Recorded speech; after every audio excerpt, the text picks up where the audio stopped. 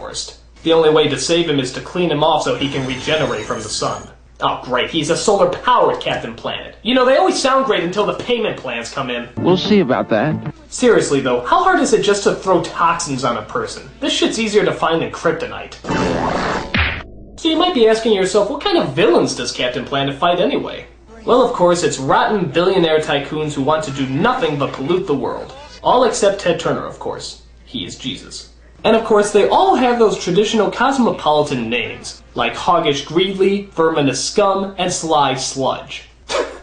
Seriously, would you ever do business with a person named Sly Sludge? It's like marrying a woman named Nasty McSpensmoney. It just has bad news written all over it. Please, go away! The other strange thing about these villains is that a lot of them actually have celebrity voices, like John Ratzenberger, Martin Sheen, Jeff Goldblum, Tim Curry, and even Meg Ryan. How the fuck did they get Meg Ryan? Did she own back taxes or something? I mean, it makes no sense. But what's even stranger than that is that they actually make the villains look a lot like the celebrities themselves. Like Meg Ryan's yellow hair, Tim Curry's sunken-in eyes, and the less I say about Jeff Goldblum, the better.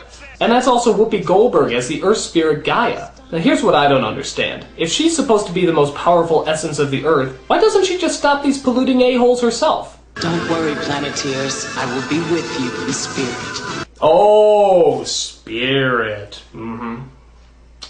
You know, from my past experience, spirit has usually meant a coward chicken pansy who doesn't want to get hurt and would rather sacrifice the lives of teenagers so that she doesn't miss her favorite reruns of Gilligan. But hey, that's just my past experience. Gee, I didn't think of that. You may also notice that anytime there's trouble, it's Kwame who initiates calling Captain Planet. Let our powers combine. Let our powers combine. Let our powers combine. Why does he get to call the shot? I mean, that's a lot of power. Can you imagine if he didn't want to say those words? Oh man, we're in a tight jam!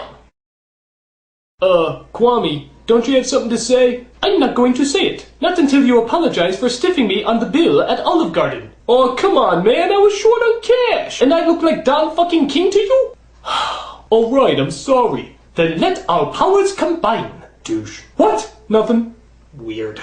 Most of these episodes follow the same pattern. Some evildoer is polluting the Earth for the sole purpose of being a douche. The kids come to help, can't quite handle it, so they call in Captain Planet to save the day. But not all these episodes just focus on the environment. There's actually one or two episodes that handle different subject matters. So Captain Planet, what other issues are you going to talk to grade school kids about? AIDS? You tested positive for the HIV virus. Stop! Cease! Desist! Get out of there before it's too late! Sense fear and panic. Alright, so Captain Planet is going to talk about AIDS. God help us. So apparently, Verminous Scum has an evil plan to make high schoolers really hate this one kid who happens to have AIDS. Just listen to his foolproof evil plot. Once we let people know the kid has AIDS, we can panic the whole town. See, when people panic, they don't think. If they don't think, they stay stupid about AIDS and it gets spread. And once it spreads far enough, we take over the earth. Makes sense to me! There are only a few ways to contract the virus. Using drugs with needles, unprotected sex, or he could have gotten it from that blood transfusion he had a few years back. These kids are just learning how to spell blue! Don't tell them about drugs or unprotected sex! What the hell's wrong with you? Who cares how I got it? It stinks! Ugh. There you have it, folks. The understatement of the century. AIDS stinks. And here's another thing I just found out. Hitler was a dork. Naturally, the kid's coach comes in to try to give him some advice. You want to talk? Nothing to say. It's all over. Not the way I hear it. Coach, I've got AIDS. Wrong. You're HIV positive. Big difference. They probably won't even let me play in the big game. Wrong again, Andrews. You're going to be playing in that game. And anybody who says otherwise will have to deal with me. Whoa, Coach is a bit of a psycho. Soon Verminous starts spreading rumors and lies about AIDS. Did you hear about Todd Andrews? He's a closet mumbler? Soon everybody, even the adults, are calling for the hanging of this kid with AIDS. If only they knew that an environmentally aware children's cartoon could show them the error of their ways. Of course, Captain PSA comes along to help set the record straight to the people. I think these people need a little education about the HIV virus. May I have your attention, please? This is gonna be painful. A lot of you are worried about AIDS. Give them the facts, Coach. You can't get AIDS from casual contact. You've been led astray by lies. Todd hasn't changed. That's right! He's the same kid who played his heart out for you right here on this court last week! Deal with the real, people. Get the facts. The power is yours. And this speech is terrible! So what are you gonna do? Turn your back on him? Or give him the chance he deserves? This is like the most easily led crowd in the world. Hey everybody! Childbirth is bad! But genocide is good! Another issue that's kind of hard to see Captain Planet take on is gang violence. You heard right, gang violence. Just listen to some of the streetwise backtalk. We hear what's happening here now. Don't sweat it, dog. We hitting the spot to score some gap. Let's show them fools they can't do us. It's R.I.P. time for you. Yo, I'm gonna bust a wicked Don Dookie in the back of your behind, mildly annoying acquaintance.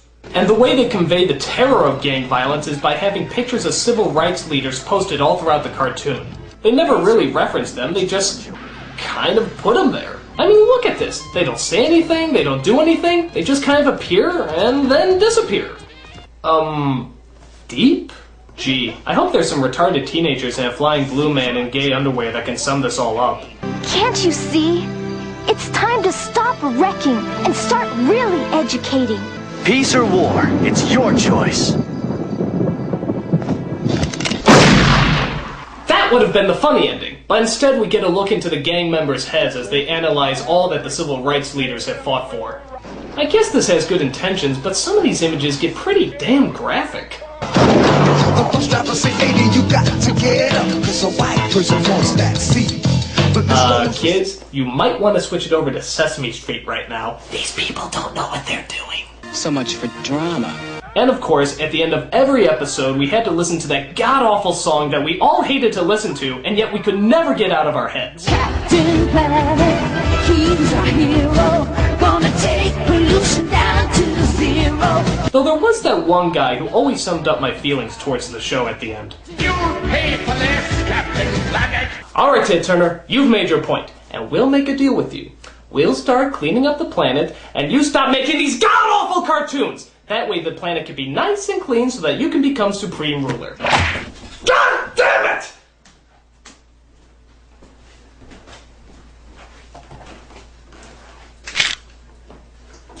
I'm the Nostalgia Critic. I remember it so you don't have to. Ruler! Ha! I really hate this episode. Captain Planet.